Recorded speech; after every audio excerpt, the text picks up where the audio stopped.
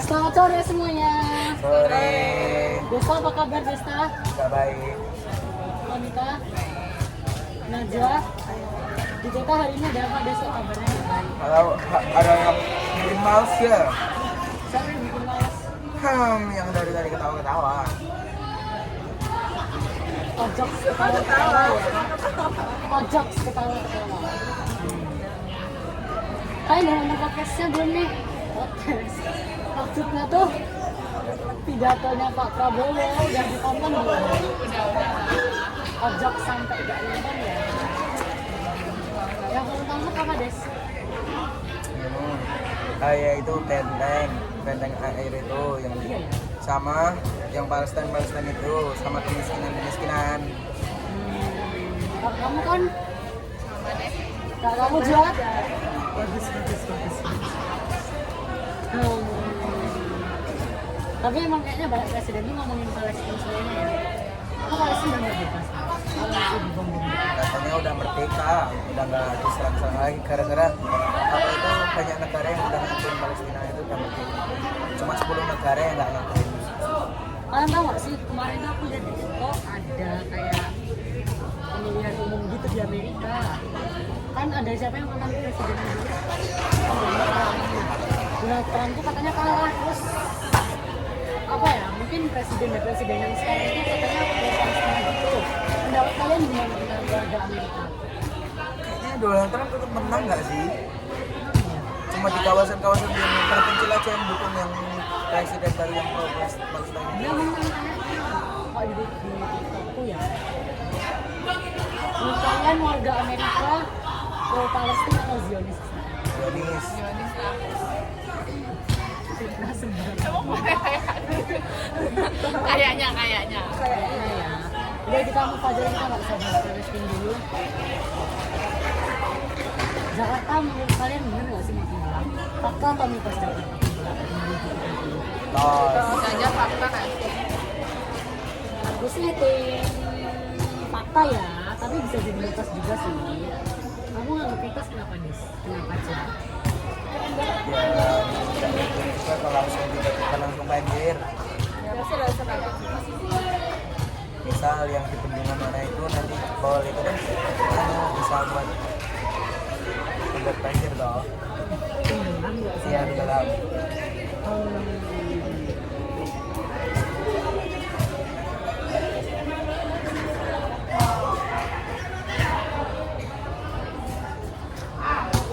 Kalian Jogja bisa tenggelam nggak?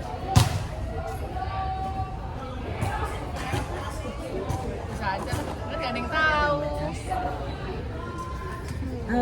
Tapi kan Jogja banyak pinggir-pinggir lautnya, malah Gunung Kidul yang apa? Gunung Kidul itu kan kayak apa namanya dataran tinggi gitu kan, tapi dia nggak dingin, tapi kan dia kayak gitu kan kayak itu kan di pinggir laut juga. Menurut kalian Gunung Kidul bisa tenggelam nggak? Bisa lautnya tiba-tiba meninggi gitu. Bisa. Bisa aja lah kalau emang tinggi banget. Jadi menurut kalian efektif nggak kalau di Gunung Kidul ditaruh kayak apa namanya tembok itu yang kayak di pidatonya Pak Prabowo? Ya nggak tahu soalnya kan dari dulu kan belum ada yang sampai kebanjiran itu. Kalau di Jakarta kira-kira yang di pesisir Jakarta. Suara kalian naikin dong ini yang nanti agak sedikit. Bisa iya bisa enggak. Soalnya kan juga udah dipasang temboknya di laut toh. Tapi kalau misalnya di Masih bocor-bocor. kalau dipasangin jadinya nanti IKN buat apa? Kan IKN ibu kota baru. Kan buat jaga-jaga kalau misal banjir beneran. IKN kalian menurut IKN kalian. Menurut kalian IKN keren nggak? Banget. Keren banget. Red dari 1 sampai 10. 100 dong, nggak mungkin nggak. Kita apresiasi negara kita sebagai keren banget.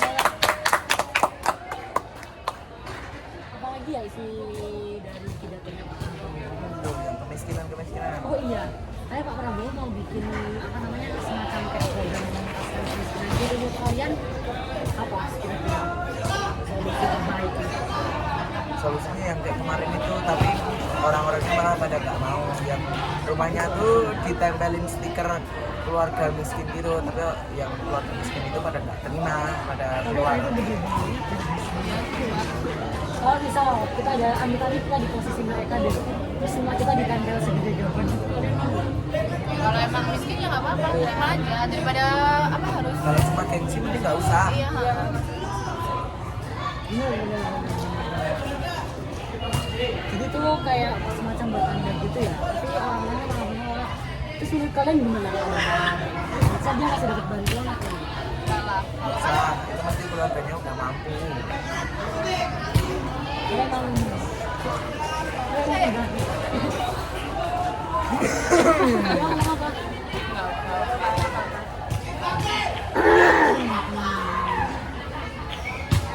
Tapi emang kebanyakan deh bantuan itu salah tujuan gitu. Harusnya buat orang-orang miskin, tapi malah banyak orang-orang kaya itu masih dapat bantuan. Kita tau gak sih kayak orang kaya? Kan kayak di suatu kota tuh ada kayak ini kita mengulangi sesuatu yang sudah pernah dilakukan untuk mensensor yang sudah pernah disebutkan sebelumnya. Jadi ojok ceritanya Jadi di sebuah kota itu pokoknya ada dia orangnya tuh kaya, rumahnya gede banget, tapi pas kayak pembagian bantuan sosial tuh dia pakai baju-baju ganda sobek-sobek, dia malah ikut kayak dia masih ikut ngambil gitu loh, saat ini serata Nah kayak gitu tuh harusnya nganu di setiap hari itu didata terus sama kalau mau tuh dikasih stiker kan. Dusta penggemar stiker kemiskinan. bisa diem gitu. Apa Dusta? Gak apa. Apa sih? Meragukan sekali nggak sih? Apa sih, Des? Kenapa Dusta? Gak apa-apa. Apa? Lanjut. Bukan ada bantuan lain gitu nggak, apa solusi terbaik lain buat ini mengentaskan kemiskinan?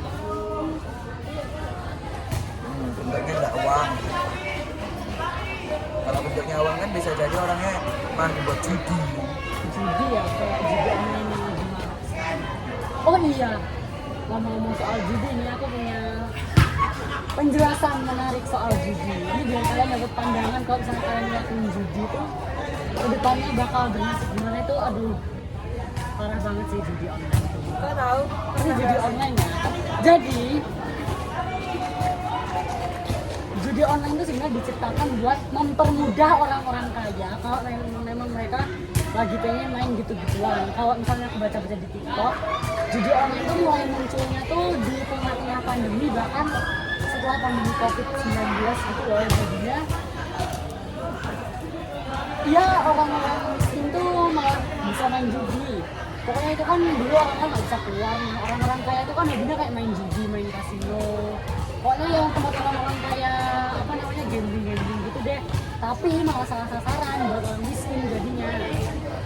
Katanya ya orang-orang miskin tuh, bukan orang miskin sih. Ada telepon guys kayaknya. Boleh biarkan aja dulu. Sehari-hari kita matiin ya. Apa namanya? Bukan rekaman ya. Oh. Iklan sebentar. Kok belum boleh gue cek kamera. Tak melaku.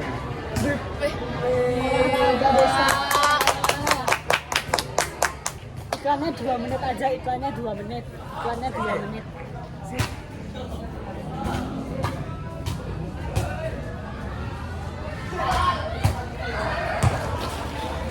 Sekolah kita hujan-hujan gini juga masih rame ya.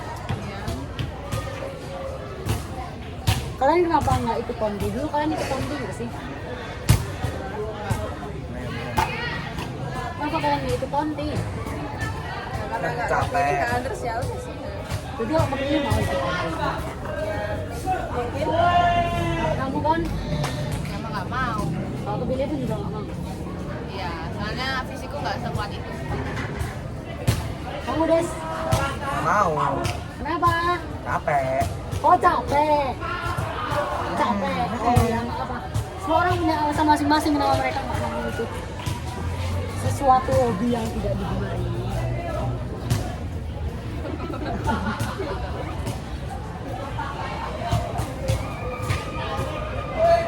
Oh ya, ngomong soal judi online lagi, kita lanjutin ya. Jadi orang-orang kalau misalnya main judi, sistemnya itu kalau pacarin aja, Oh, itu yang kamu maksud Najwa. Najwa, Iya. Najwa jangan salting aja, ojok salting, ojok di salting. Lanjut ya, masih di judi online. Pertama, kalau misalnya orang Desta main judi nih, Desta modalnya 200.000, tapi pertama Desta bakal langsung dikasih 1 juta. Dari Desta masih 200, dia dapat 1 juta, untung 800.000 kan. Desta ketagihan nggak kira-kira? Ya dong.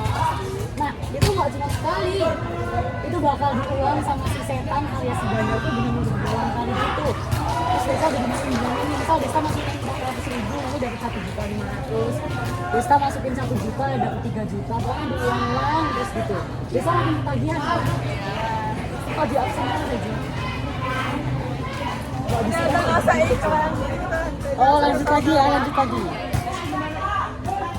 tahu. Ya, artinya kan ini natural. Oh ya, natural, mahal. Habis Desta ketagihan, kalau misalnya kamu kalah, kamu masih pengen nyoba nggak, Des? Jelas Nah, dong. itu dia. Jadi para pelaku penjudi setan ini, kalau dia menang, dia ketagihan, tapi kalau dia kalah dia nggak bakal berhenti, tapi dia malah penasaran. Makanya jangan sampai kalian masuk ke lingkaran setan penjudi gitu. Gampang aja, dia menang ketagihan, kalah malah penasaran. Jadi mungkin nggak ada celah kalau dari nomor gila tuh udah nggak ada celah buat berhenti. Udah susah banget. Bahkan pernah nih ada gimana ya bahasanya tuh? Ada deh pokoknya banyak banget kota-kota di Indonesia itu penjudi-penjudinya tuh masih banyak banget. Nggak bisa dipungkiri lagi gitu lah. Bahkan di provinsi kita sekarang juga masih ada di sekolah. Di provinsi kita sekarang tuh masih ada bahkan penjudi-penjudi. Jadi kalian jangan sampai ikut-ikut penjudi ya. Kasihan pemerintah. Pajak dolan-dolan judi. Kalian ada pendapat lain nggak soal judi? Tapi judi itu juga bukan cuma hal yang besar loh. Judi itu juga dari hal-hal yang kecil. Misal. Kayaknya di kelas kita juga ada nggak sih? Banyak. Contohnya satu. Contohnya tuh ada yang nilainya yang udah selalu gede itu malah taruhan yang sama yang orang-orang yang nilainya kecil. Terus apa? Lanjut Des. Nah, makanya itu yang nilainya gede itu bakal selalu menang. Nah, itu sama mirip kayak judi itu namanya taruhan. Nah, contohnya itu ada di sini. Kayaknya ada yang pakai catur-catur juga nggak sih? Ada yang pakai catur. Catur bisa. Gimana sih Des tadi Gimana sih, penjelasannya Des, nggak tadi? jelas banget. Emang siapa sih Des yang main judi pakai nilai? Yang main judi pakai nilai ya? Ojok spoiler. Oh iya. Ya.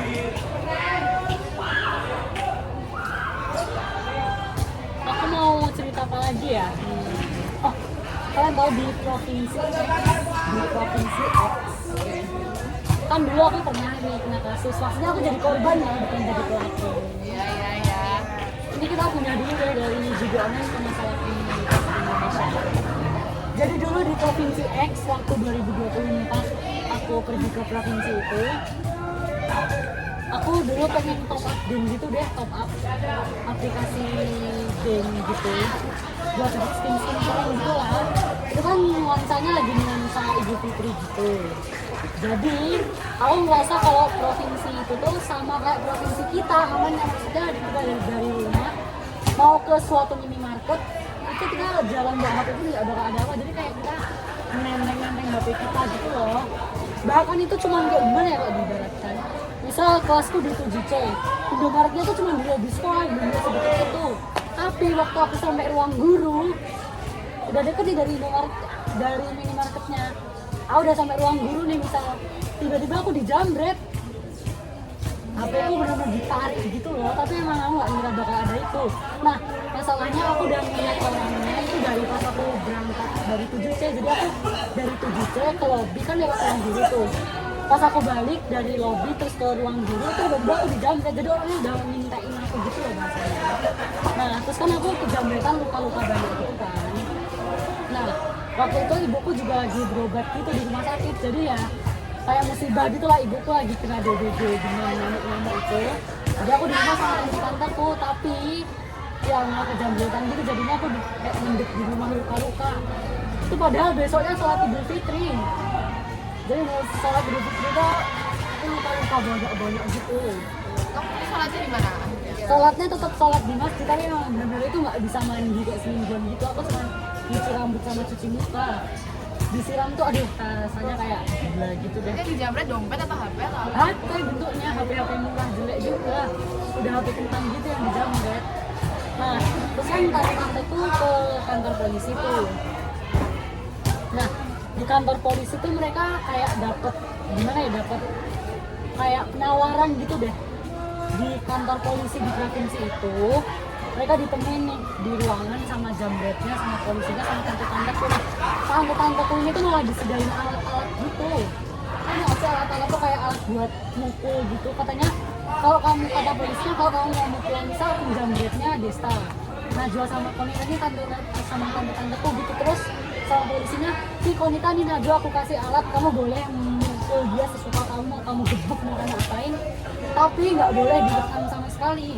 Syaratnya cuma itu, cuman nggak boleh direkam. Jadi mau kalian kayak dendam, kalian ambil tongkatnya, kalian gebukin Desta gitu juga polisinya kayaknya malah mempersilahkan gitu loh. Terus kalian gimana tuh? Tapi karena tante-tanteku baik ya, orang-orang waras dikit, jadi ya jambretnya cuma diinin aja. Ya dibiarin aja deh, mereka udah males ngebukin Desta gitu, udah males ngebukin jambret. Tapi si penjambretnya juga nggak masuk apa namanya penjara. Kan dibiarin gitu. Tanteku datang ke kantor polisi tuh dia kayak nyium, mbak ada di rumah tanteku kayak sakti gitu, dia kayak nyium, pak dia ini kayak bau apa sih, bau narkoba gitu loh pokoknya. Napasnya tuh bau obat terlarang gitu. Terus katanya tes urin baunya mencurigakan gitu loh. Pas dites urin ternyata positif narkoba penjambretnya. Dia malah direhabilitasi kayak di yayasan rehabilitasi gitu, bukan di bukan di penjarain. Nah, katanya juga faktor orang-orang menjambret itu ya karena besoknya hari raya mungkin, kan itu satu hari raya, hari Idul Fitri. Jadi mungkin dia kepikiran, aku mau ngasih keponakanku, aku mau ngasih orang tuaku, aku mau ngasih ini, ngasih itu. Jadi dia udah buntu otaknya, udah mikirin hal-hal negatif gitu loh. Itu salah satu dampak negatif dari kemiskinan sih. Kita punya budaya buat saling memberi kayak ngasih THR gitu, tapi ya cara buat dapet uang itu pakai cara-cara yang ya negatif gitu.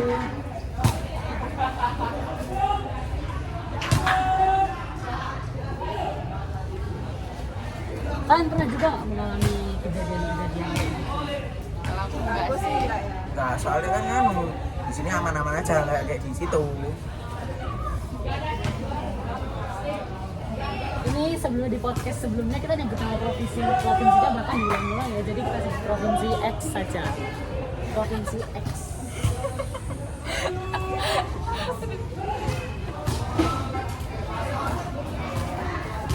Tapi emang loh, kalau dilihat-lihat ya dari infrastrukturnya deh, maksudnya Pulau Jawa tuh kayak lebih maju gitu kan. Nah di Pulau Jawa tuh emang lebih banyak aja kota-kota yang lebih aman.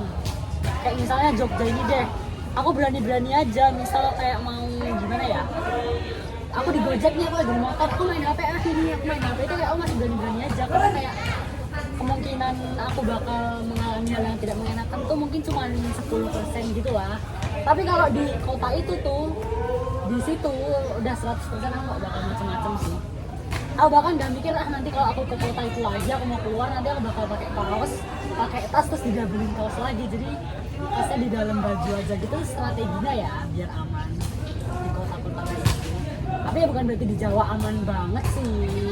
Ya. Kayak beberapa kota kayak Jakarta, Surabaya itu juga kriminalitasnya masih tinggi ya. Ini kita sebut nama kotanya karena udah hal umum ya. Kalau yang tadi kan kita bahas sampai ke kantor polisinya. Nanti takutnya kantor polisi tiba-tiba komen, ini anak masih SMA berani-beraninya menjelekkan provinsi kami, bilang kantor polisinya gini. Lucu lagi. Jadi di sana kalau bawa HP di keluar rumah dikit aja udah langsung bahaya banget. Itu kayaknya gara-gara tempatnya emang rame juga sih. Itu kan kayak bener pinggir jalan raya gitu loh. Oh, malah di pinggir jalan raya itu malah lebih bahaya. Iya dong, jelas Lah banget. emang nggak ketahuan? Iya kan, maksudnya bahaya sekitarnya. Ya itu ya emang ketahuan kan udah digebukin juga orangnya. Itu tuh jadi kayak jalannya tuh masuk ke perumahan. Nah tapi itu emang jalan gede banget itu kayak jalan Solo gitu loh kalau di sini. Tapi ada belokan buat masuk ke perumahan-perumahan. Nah untungnya si penjambret ini agak-agak gimana ya, agak-agak miring gitu loh. Dia tuh malah habis ngejambret aku, dia naik motor tuh malah lari ke jalan raya yang gede banget itu, bukannya lari ke apa namanya jalan masuk perumahan. Ya aku panik sih kalau ke jalan perumahan nggak bisa diselamatin lagi. Fun fact-nya aku masih dapat HP ku ya, masih dapat HP ku ya. Karena emang ditangkap warga gitu. Kamu teriak-teriak nggak? Iya dong. Ini aja. Ya semoga kalian tidak mendapatkan hal tidak menyenangkan ya. Amin. Amin dong. Saya pengen mengalami. Amin. Kan dia pelak. Oh ya, ngomong.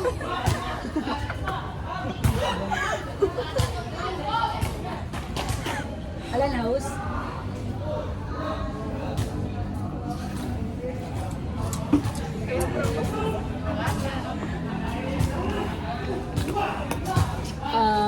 Ini kayaknya bukan podcast ya, ini kayaknya kalian dengerin aku cerita deh. Iya. Yuk kita ngomongin yang lainnya, apalagi ya upaya-upaya nggak menginvestasi di saya. Itu tadi sembako. Sembako kan lagi juga banyak sasaran juga. Kecuali emang sembako tuh harusnya dikasih dalam jumlah yang banyak, terus sama orang-orang yang datanya tuh bener-bener rinci gitu loh. Tadi yang datanya dicek setiap hari. Iya bener biasa dicek setiap hari. Saya cuma kayak misal ini rumah-rumah misal 7C 9D itu rumah. Kayak misal desa ini kayak apa ya, pengawasnya gitu, dia pengawas dari pemerintah. Nanti kami data ya orang-orangnya kayak gini-gini. Tapi kalau misalnya cuma di data satu kali itu emang paling riskan. Soalnya bener-bener apa penipuan data tuh bisa langsung terjadi gitu loh kalau apa namanya setiap cuman satu kali gitu. Dan menurutku, menurut kita semua ya, yang kertas tadi itu kita setuju itu efektif atau enggak? Kertas gede banget kertas. Efektif. Efektif ya. Buktinya anu yang pada nggak terima itu pada keluar dari bantuan itu. Dia nggak terlalu penting. Iya, dia nggak peduli juga. Tapi emang banyak ya rumah-rumah orang yang butuh bantuan itu apa namanya? Rumahnya bagus-bagus gitu malahan. Kayak rumah-rumah megah. Jujur pas aku lihat video bantuan tuh ada yang kayak cat rumahnya tuh lebih bagus daripada rumahku gitu loh.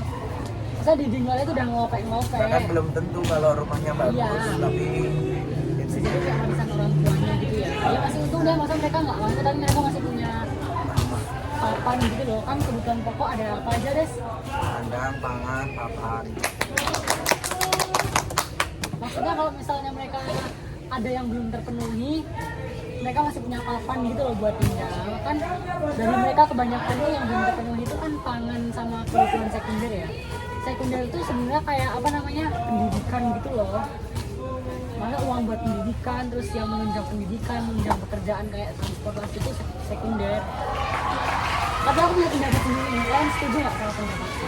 Kalau pendidikan itu harusnya masuk ke pendidikan primer. Pendidikan itu kalau kita masuk ke kebutuhan primer. Jadi sandang, pangan, papan, pendidikan. Karena maksudnya dari walaupun ya kuliah sarjana tuh nggak menjamin orang-orang dapat pekerjaan, paling nggak mereka berpendidikan gitu, apa sih bakal ada aja deh jalannya yang bisa mereka lakuin daripada mereka bener-bener cuman mungkin lulusan SD, lulusan SMP gara-gara pendidikan nggak penting aku langsung kerja aja gitu loh.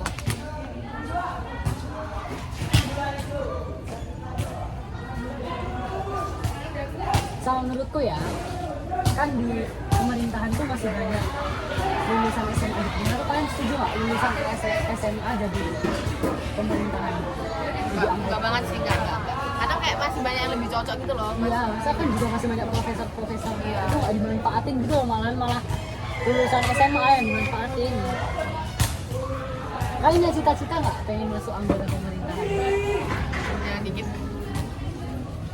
Kalau aku sih mau banget ya jadi anggota pemerintahan.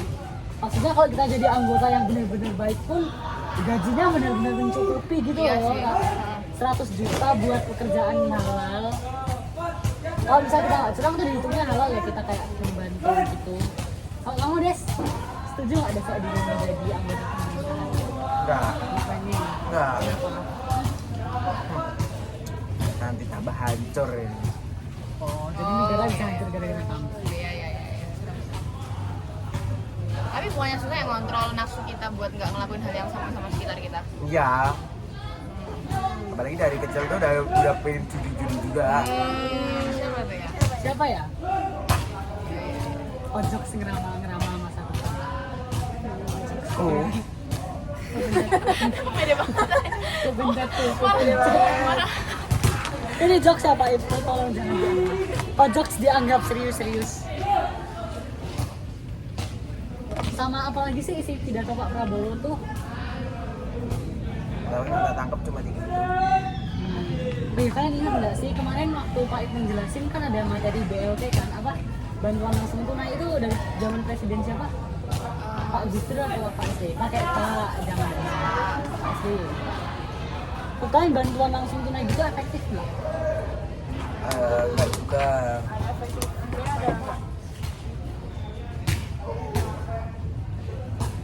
Tapi bantuan tunai itu emang masih jalan sampai sekarang loh. Tangganya nenekku juga masih ada yang dapet gitu. Maksudnya bantuan tuh nggak serentak tapi kayak dimulai dari sini nanti jalan pelan-pelan gitu. Karena kemarin kayak tetangga nenekku pada pada ke bank semua yang cek bantuan gitu.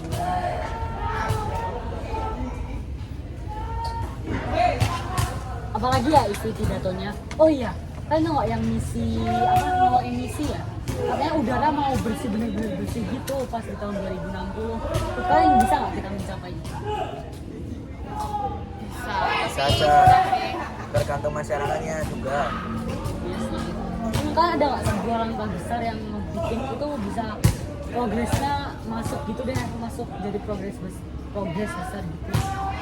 Biar no emisi atau emisinya bagus gitu deh.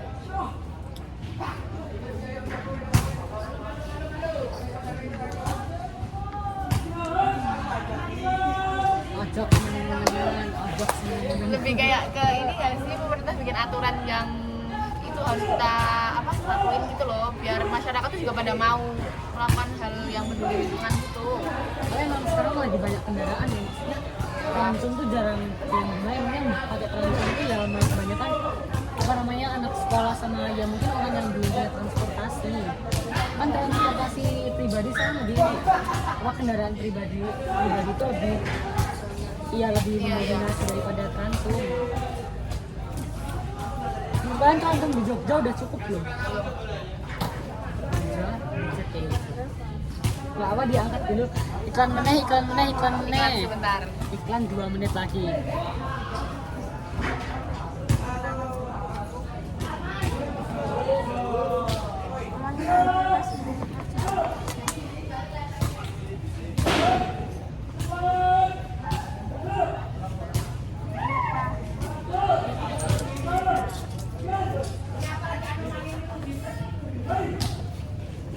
Aja nggak sih lo? 10 menit aja nggak sih? Dikit lagi kita belum bahas banyak-banyak. Kalian langsung di Jogja udah cukup belum? Belum. Kenapa? Aku kan pernah nyobain itu kan langsung gitu, tapi rasanya tuh kayak mau ke tempat gitu kayak susah gitu loh, masih banyak yang susah, harus lewat sana dulu, jadi bikin waktu jadi lama banget. Iya sih. Padahal tuh deket tempatnya masalahnya. Itu alasannya pada beli dengan kendaraan Kalau kendaraan pribadi sekarang udah berkurang, langsung makin banyak ya, nanti pasti itu bakal lebih berkembang, dan kalau ke tempat A ke tempat B itu bakal lebih cepat. Itu Transum tuh harusnya gratis ya kalau ini. Ya, Transumnya kayak gitu. Sebenarnya Transum ya gratis dong, banyak negara-negara maju, Transumnya gratis. Kalian setuju nggak sama transfer? Setuju. Ada sih. Yang itu dana dari negara Indonesia dari APBN ini sebenarnya cukup sih kali ini. Cukup banget, tapi kan masih ada yang curang-curang. Itu yang Yang susah. curang di stadion masa. Ah, iya. Perlu ngaca dikit ya. Iya. Nggak apa-apa deh, jangan dijadiin. Kita jadi uji nyali nggak abis ini? Jadi nggak deh? Jadi. Uji nyali dulu. Let's go. Ya menurut kami podcastnya sampai di sini dulu karena aku takut terlalu mendominasi. Maaf ya teman-teman, aku Bapak makasih lah. kalian udah menanggapi semua yakinanku hari ini. Makasih ya. Ya, makasih.